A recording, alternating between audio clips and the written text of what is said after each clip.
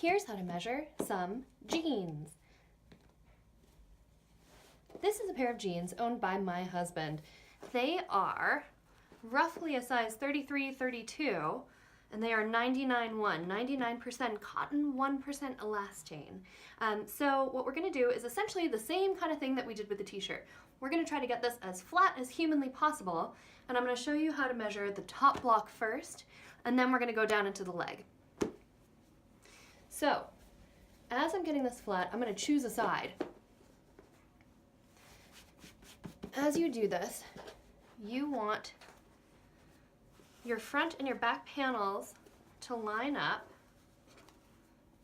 so the thigh is nice and smooth. And as you do this, you'll notice that your front waist at the top edge and your back waist at the top edge will have a gap. This is called pitch. This is because a human body, any kind of body, usually has some kind of a sway back where the bottom starts to push out, and then the front will always have this curve that goes in. So this is how you differentiate the two. So your front rise measurement will always be shorter than your back rise measurement, and you'll see your back rise here coming up to meet your front and then popping up here in the pitch. So I'm going to try to get this side as flat as I can. These are well worn and he loves these jeans. Okay, so I'm going to label these. Fritz jeans.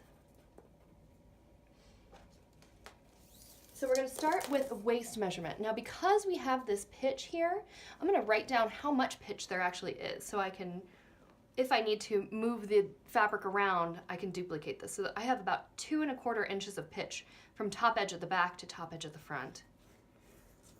And a lot of these measurements, as I'm going, are not listed on my numbers sheet because I'm just kind of tailoring this to the actual garment. So I'm just going to talk through things that I think you might want to catalog. You may not need to or have any interest in, but if you do, this is how. So your waist circumference, you're going to try to get your back and your front, and then you're going to together, and then you're going to measure all the way across at your top edge. Okay, and I'm getting 18 inches, which means that the waist circumference on this actually is 36 inches. Haha, interesting, and they call this a 33, eh? Well, he has been wearing these quite a lot, and they also don't sit at his natural waist, they sit lower. So that would be why that doesn't match the number. Okay, so again, I'm just gonna kind of flatten this out. Your thigh is your happy spot. This is where you want it to sit flat.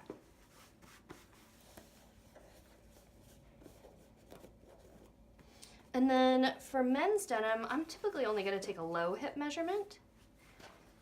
And what I'm gonna do is, I'm gonna pick a spot. So say 8 inches, and I'll go 8 inches down from the top edge of the garment.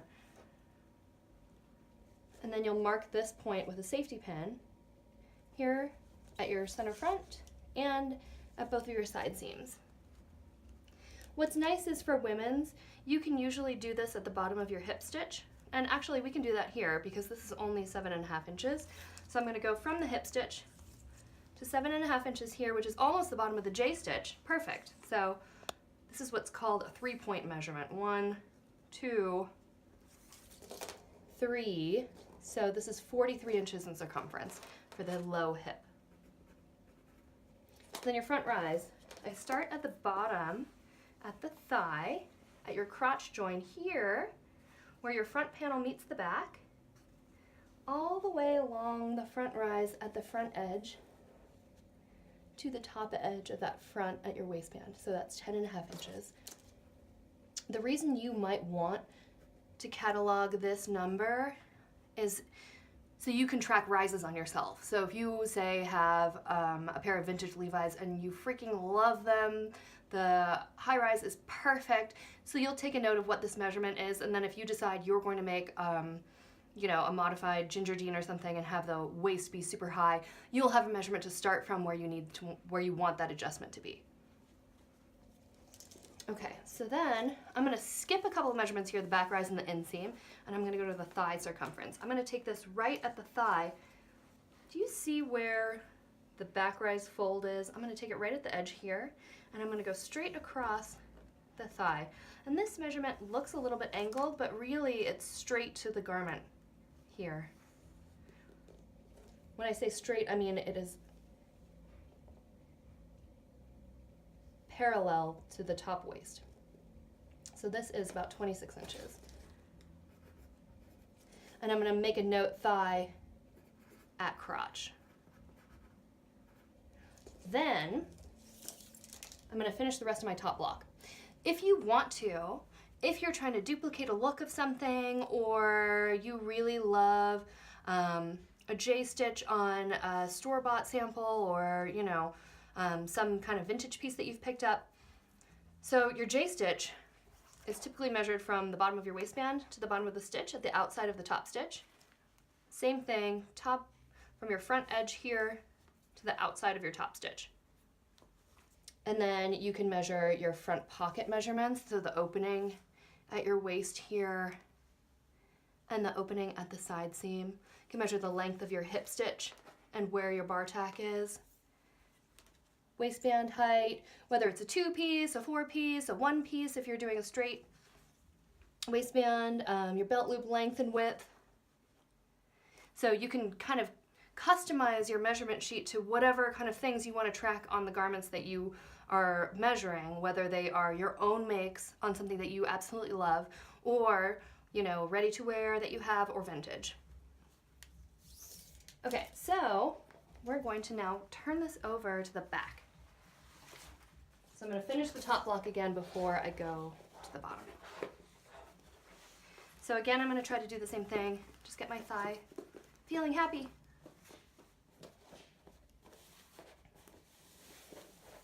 So again, optional things you might want to track are yoke height at center back, and this would be from your waistband down to the top. So this is sewn body over yoke. Sometimes you'll see yoke over body, in which case you would measure to the bottom of the yoke fold. And then if you do that, you'll take your yoke at your side seam as well, so that way you can kind of figure out what your shape is here. This is great for pocket placements as well. You track this from your yoke down to the top of your pocket at the inner corner as well as the outer corner. And then the inner corner top edge to center back. Okay, so what we want to look at is the back rise. So here, you're going to pull this all the way out. And you're going to measure from the top edge of the back all the way down around the curve of the back rise. I'm getting like 15 and a half.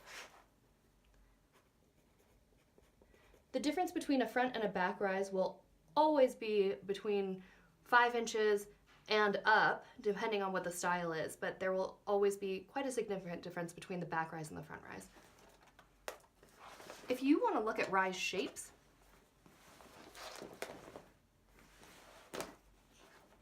you can turn your garment so one leg is inside the other leg, and then you'll be able to see the full U of your rises, and I can show you that in a minute. But for now, we're going to finish measuring the leg. So we're going to get that thigh feeling really happy, and then go straight down.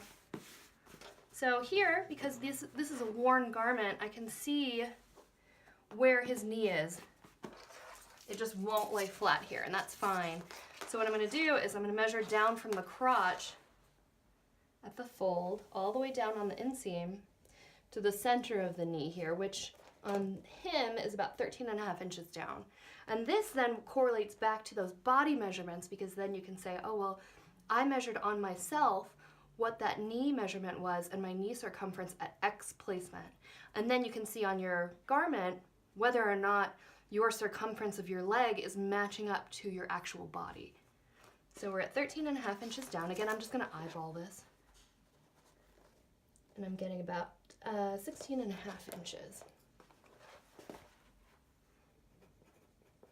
And I'll write down where I took that measurement so I can check it on the other side as well. Then you'll do your leg opening.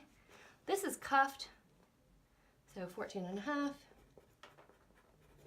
I'll make a note of what the cuff height is. I'm not going to change it because I'll never hear the end of it if I unfold this. So it's 1.5 inches cuff height.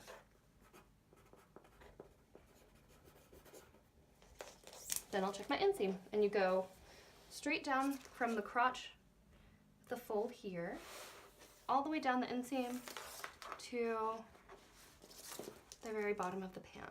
So he wears this at 29.5 inches.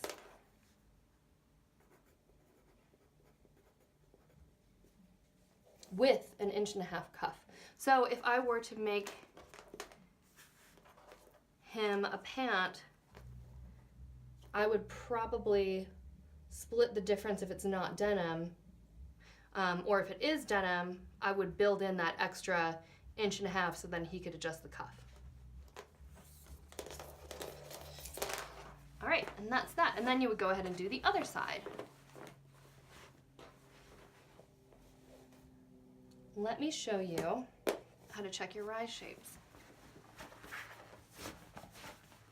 You're going to pull one of these legs inside out right into the other leg. When I first saw somebody do this, my mind was just blown. I thought, how on earth did they get this to do this? All right, so you come inside here and you pull it inside. And then you can see the shaping of your garment the same way that you would be able to review your rise shape on a pattern. So for a back rise, it's a little tricky, especially on men's because the rises are so long. But it gives you a good idea of what this shape is if you ever want to copy the shape of something that you really like. And then for the front, you can see here, because of the way I folded it, the zipper's on the inside, but it's still going to give me a good idea of the shape. So this is men's, and you can see that this is straight here and then comes down to the inseam here. And that's how you measure some jeans.